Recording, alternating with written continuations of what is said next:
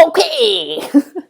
I just recorded this video and it was so hilarious. When I watched it back, it didn't make any sense at all. I'm new at this, guys. Okay, so I wanted to just make a little video for my ladies out there, my wifeys, the ladies out there that are in a relationship. You spend a lot of time with a person. I spend a lot of time with my husband. Not only have we in the past built a business together and worked together, we're now in another business and it's a home-based business. So we're both home together all the time. And obviously when we're off work, we're still at home together all the time. And, we love it. I'm not going to lie. We have a good time. We joke around a lot. We have a lot of fun. We give each other space to go, get our workouts in and get our alone time if we need to and stuff.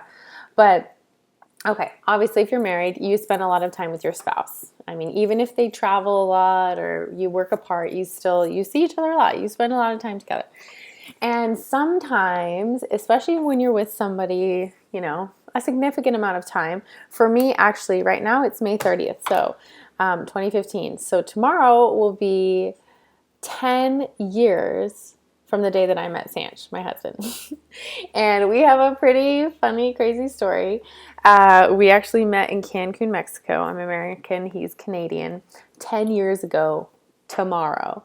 And so, we have an intense chemistry and a big love for each other. Obviously, we've moved countries multiple times to be together and just we love each other. We were always drawn to each other. But that being said, no relationship is perfect. No couple is ever totally perfect, never fights. If people tell you they never ever fight, they're weird. Like they're aliens or they're just lying. Because you're two personalities, you're two different points of view, you're two different upbringings. And for my husband and I, we were raised on different sides of the world from completely different cultures, religions, everything.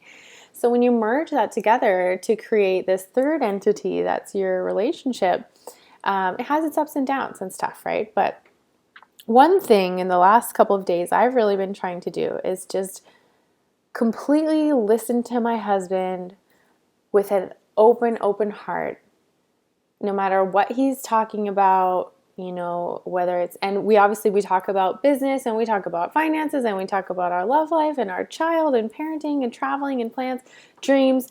We obviously talk about a lot, especially because we have a business together. So sometimes, when you're in a relationship and you're doing a business together and your spouse is giving you advice, you can kind of want to rebuttal or defend yourself a lot, right? Because you have this extra kind of thing going on in that relationship because you love each other and you're married.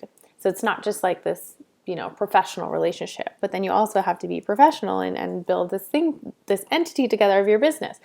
Anyways, so I've been really trying to just listen to him.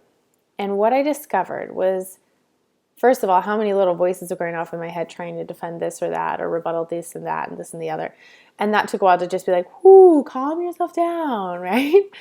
But just how great some messages are. But sometimes we judge a message based on who it's coming from.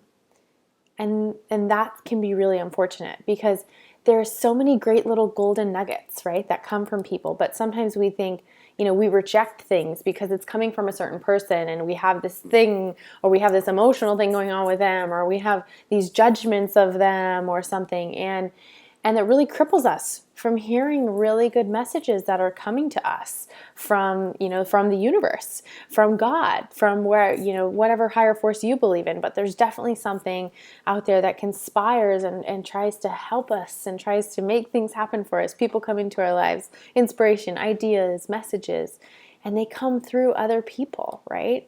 And I just was thinking how if we can remind ourselves, especially when we're in long-term relationships with people, because we can get a little jaded, right? Like when somebody is first driving a car, for instance, they first get their license, like a lot of times they're really, really careful. They're always paying attention. But once they've been driving for 10 years, they're driving, they're listening to music, they're eating, they're putting on their makeup, they're texting. Like there's like 1,000 things going on because they become very comfortable with it. They start to kind of almost like they're not as careful with it. They don't cherish it as much.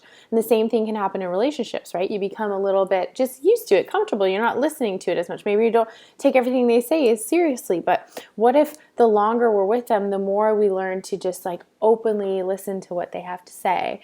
And of course, what will happen in return is they'll probably really start listening to you too, right? So let's love each other via listening. I don't know, just a tip. I think it's definitely been kind of a cool experience for me in just a couple of days.